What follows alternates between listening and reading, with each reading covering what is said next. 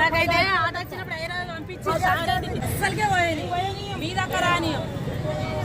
ఇప్పుడు ఒక్కడే తల్లి జీవన్ రెడ్డి మెడగొయ్యాలని ముందు భుజాలు దగ్గొట్టాలి కాదు తల్లి.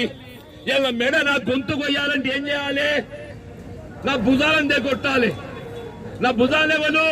మహేష్, రాజశేఖర్, పులిరామ టోటోళ్ళు అని చెప్పి అంటున్నా. ఈ టోటోలు 30 మంది ఉన్నారు. ఈరోజు 30 మంది ఉన్నారు తల్లి అంటున్నా. నా కాలు చేతులు నరికి మంత్రం వండ పెడతా. అది న్యాయమేనాడమ్మా?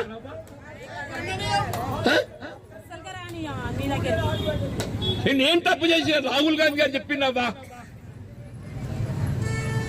చట్టసభకి ఏ పార్టీకి ఎంపిక అదే పార్టీలు ఉండాలి. ఇదే రేవంత్ రెడ్డి గారు చెప్పిండ్రు. ఎవడ పార్టీ మాత్రం రాళ్ల బట్టి కొట్టు అని చెప్పిండు. నిజమా? పోయిన ఎలక్షన్ అప్పుడు రేవంత్ రెడ్డి గారు ఏదిస్తున్నదో వారసేపు పిసిసి అధ్యక్షుడుగా ఎవడ ఒక పార్టీకి గెలిచి ఇంకో పార్టీకి మారితే, పార్టీ ఫిరాయిస్తే రాళ్లతో కొట్టండి చెప్పి పిలిపించిన నిజమవుతాం తల్లి.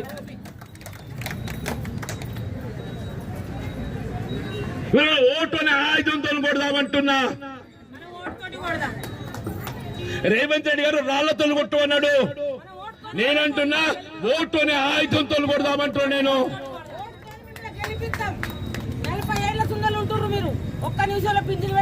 మన చేకూర్తి ఏదైతుందో రాజు దొంగలు పడ్డట్టు ఏదైతుందో ఎత్తుకపోయినవ్వా.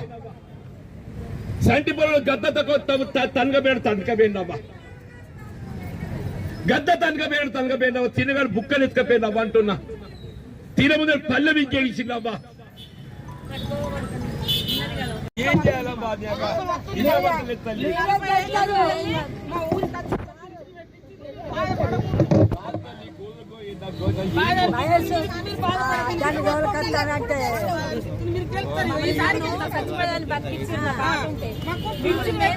అగ్గి మళ్ళీ కలిసి పింఛన్ ఇంకా ఆదుకుంది 25 ఏళ్ల కింద.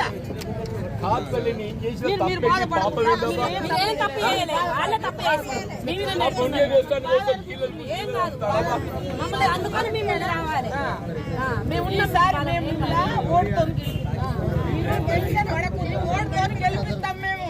మీరు బాధపడకుండ్రి అయ్యా. బాంఛను బాధపడదు.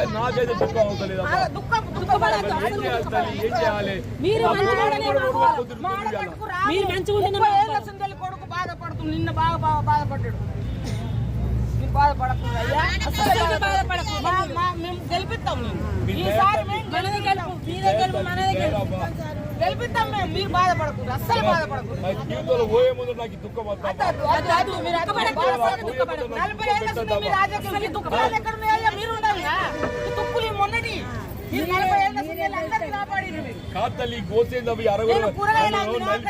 అక్కడ తరాదులు గుంజుకున్న మీ దగ్గర కష్ట పోలీసులను కూడా బెదిరించారు. మాకు అన్ని తెలుసు. మీరు బాధపడకుండా అస్సలు బాధపడ.